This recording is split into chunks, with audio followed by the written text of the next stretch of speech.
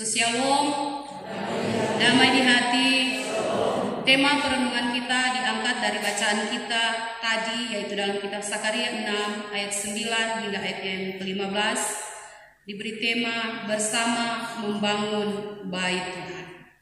Saudara-saudara yang diberkati Tuhan, ada seorang pendeta yang berkerinduan untuk merenovasi gedung gereja. Karena menurutnya gereja yang mereka pakai untuk beribadah memang sudah layak untuk direnovasi. Dan kemudian dalam harapan ini maka dia tuangkan itu dalam sidang. Karena yang mengambil keputusan adalah dalam sidang. Dia menyampaikan kepada rekan-rekan pelayannya bahwa gereja yang mereka pakai untuk beribadah sudah layak untuk direnovasi. Tetapi ada seorang pelayan yang tidak setuju dengan usul yang disampaikan oleh pendeta tersebut. Karena dia bilang, bikin apa mau renovasi ke gereja? Sedangkan tuh gereja masih boleh kok orang pakai, masih boleh kata orang pakai untuk beribadah.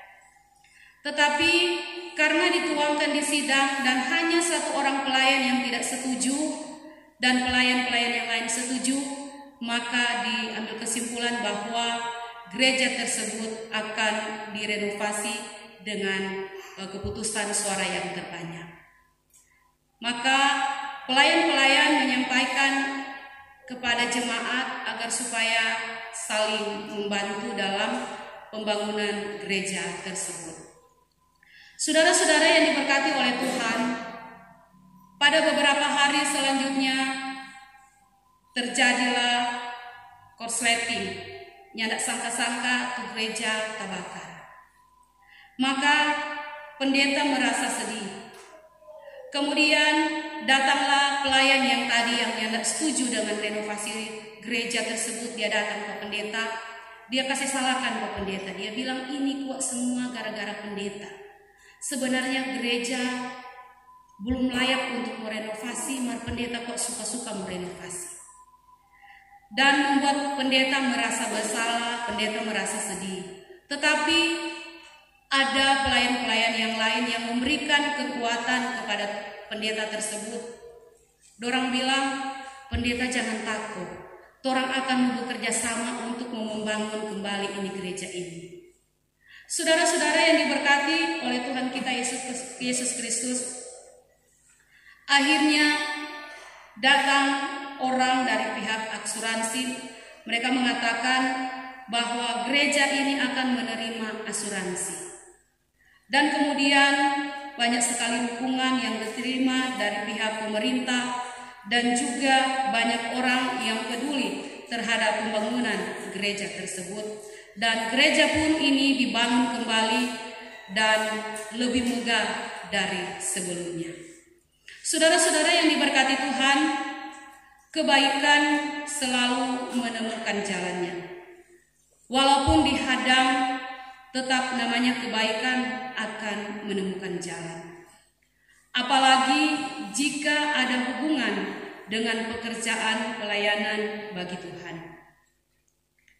Firman Tuhan yang kita baca saat ini mengisahkan tentang bagaimana ketika Nabi Sakaria diperintahkan untuk pergi ke rumah Yosia bin Sefanya dan mengumpulkan persembahan dari orang-orang yang sudah kembali dari Babel, yaitu Heldai, Tobia, dan Yedaya. Persembahan yang akan dikumpulkan adalah perak dan emas. Perak dan emas adalah persembahan yang dibawa oleh orang-orang yang kembali dari pembuangan sebagai pemberian dari pimpinan Persia dan orang-orang yang ada di Babel sebagai pemberian untuk membantu dalam membangun kembali bait Allah serta perabotannya.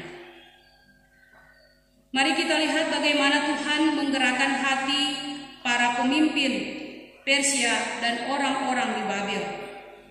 Ini merupakan sebuah tanda bahwa Tuhan akan dapat memakai siapa saja menurut rencana dan kehendaknya. Dalam bagian bacaan kita, perak dan emas yang dikumpulkan akan dibuatkan mahkota yang akan digunakan kepada Yosia bin Yosada. Mahkota dari bahasa Ibrani artinya atara, artinya kehormatan, kebanggaan, kedaulatan, kekuasaan, serta kemuliaan. Ini juga bagian dari usaha merampungkan kembali bait Allah dan pembuatan mahkota untuk Yosua yang merupakan gabungan jabatan raja dan imam. Karena bagi Yosua ini yang menjadi berita utama dalam bagian bacaan kita. Namun sesungguhnya ini menunjuk pada Yesus Kristus yang adalah sebagai raja dan menjadi imam agung.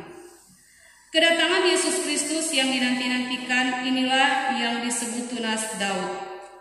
Ia penggenapan penebusan bagi umat yang berdosa. Saudara-saudara yang dikasihi dan diberkati Tuhan, bait Allah adalah simbol kehadiran Tuhan. Dan kalau adanya kehadiran Allah, maka tandanya umat aman. Simbol mahkota dalam bait Allah artinya kemuliaan Allah menetap pada umat Tuhan, dan jikalau umat mendengar baik-baik suara Tuhan, akan tetap diingat, bahkan orang-orang dari jauh akan turut membangun bait Allah. Lewat bacaan firman Tuhan kita di saat ini, marilah kita dapat merenungkan akan segala berkat Tuhan yang telah Tuhan berikan dalam kehidupan kita. Saling membantu dalam pembangunan, baik dalam kehidupan keluarga kita ataupun dalam kehidupan berjemaat. Karena itu kita belajar dari bacaan kita, didapati bahwa bersama membangun Allah, bait Allah, membangun gereja itu sangat penting. Karena itu harus dilakukan atas perintah Tuhan, dikerjakan dengan baik, jujur dan benar sebagai tanda ketaatan mendengar perintah Tuhan. Sehingga dalam pembangunan bait Tuhan, gereja Tuhan, maka Tuhan akan memperintahkan berkat-berkat-Nya datang dan mengalir dari semua anggota jemaat, bahkan siapapun yang penuh kesediaan menopang, termasuk pemerintah dan siapa saja. Dan selanjutnya, biarlah yang kita lakukan boleh menjadi kesaksian bagi banyak orang.